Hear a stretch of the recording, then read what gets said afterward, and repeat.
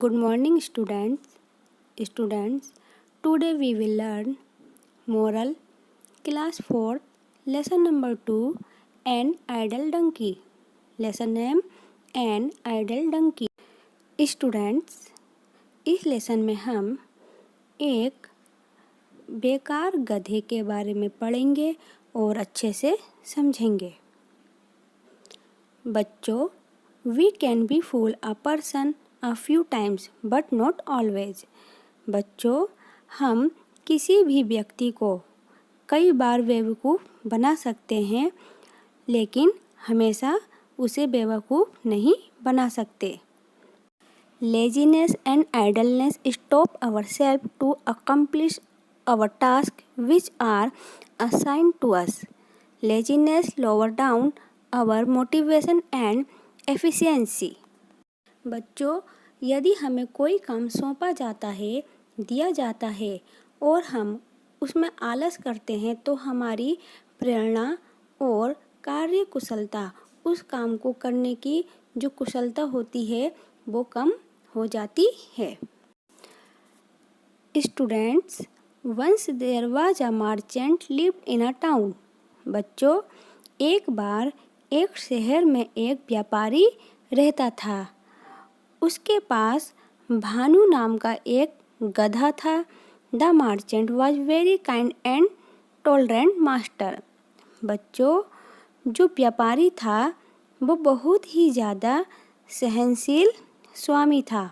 मतलब वो बहुत ज़्यादा सहन कर लेता था। अगर उसका जो गधा था, जो डंकी था भानु, अगर वो कोई गलती करता तो वो उसको सहन कर लिया करता था।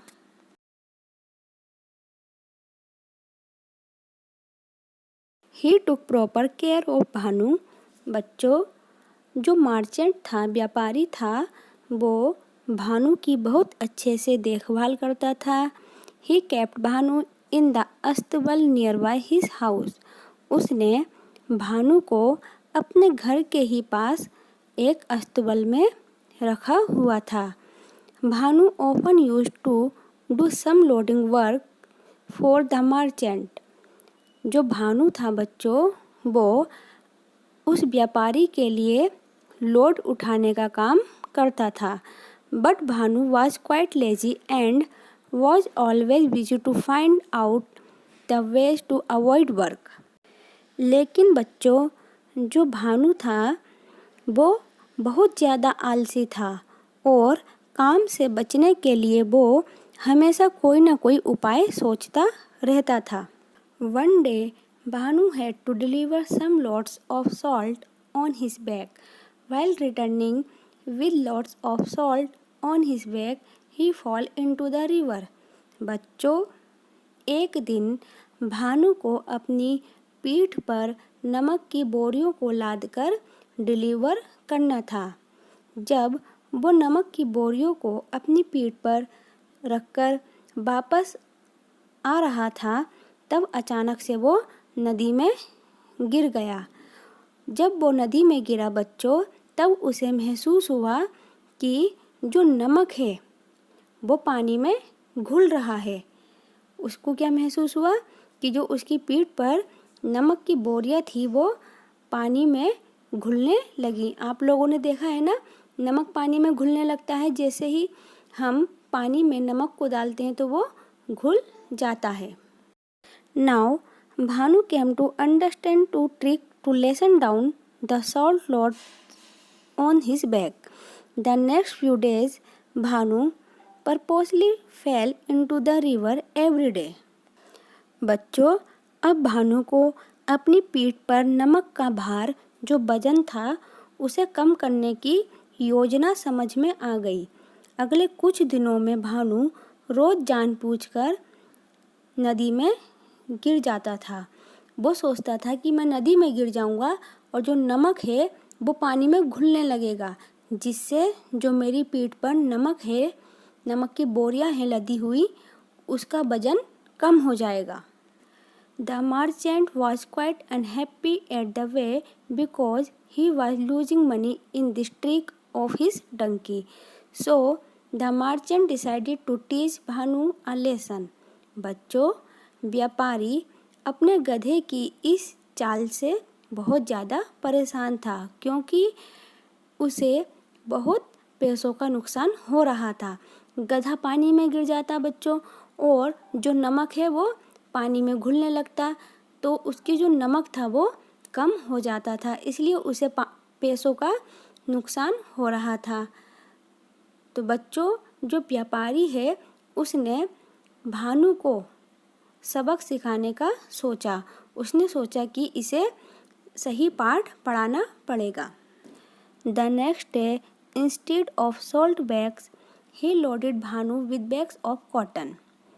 बच्चों, अगले दिन उस व्यापारी ने भानु की पीठ पर नमक की बोरियों की जगह रुई से भरी हुई बोरियां लाद दी। उसकी पीठ पर उसने क्या करा, नमक की बोरी की जगह रुई से भरी हुई बोरियां रख दी। Bhanu was unaware of the changes of load. बच्चों, भानु इस बात से अनजान था कि जो बोरियों का वजन है वो हल्का क्यों है, मतलब उसमें चेंजेस कैसे हो गए। और भानु अपनी योजना के अनुसार नदी में गिर गया और जितनी भी बोरियां थीं वो पानी में भीग गईं। Bhanu was surprise to find that the load suddenly became heavier. बच्चों, भानु को बहुत ज़्यादा आश्चर्य हुआ कि वो बहुत ज़्यादा सरप्राइज हो गया कि जो लोड है, जो उसके ऊपर वजन है, वो एकदम से भारी होने लगा। कैसे भारी होने लगा? क्योंकि बच्चों, भानु के पीठ पर रुई की बोरियां थी, और जो रुई होती है वो पानी को ऑब्जर्व करती है, मतलब सोख लेती है, उसे सोख लेती है अपने अंदर, जिस वजह से जो रुई की बोरियां थी वो भारी होने लगी और भानु की पीठ पर वजन बढ़ने लगा। इस तरह बच्चों, भानु को यह पता चला कि आलस्य और बेईमानी दोनों ही बर्बादी का एक मेन कारण है। अगर हम आलस करते हैं या बेईमानी करते हैं तो वो हमें किस ओर ले जाती है? बर्बादी की ओर ले जाती है। बच्चों, हमने इस लेसन से क्या सीखा है?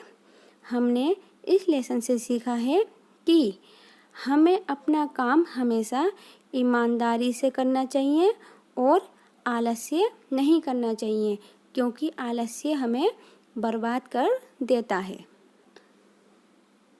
स्टूडेंट्स, लेसन नंबर 2 कंप्लीट हो गया है।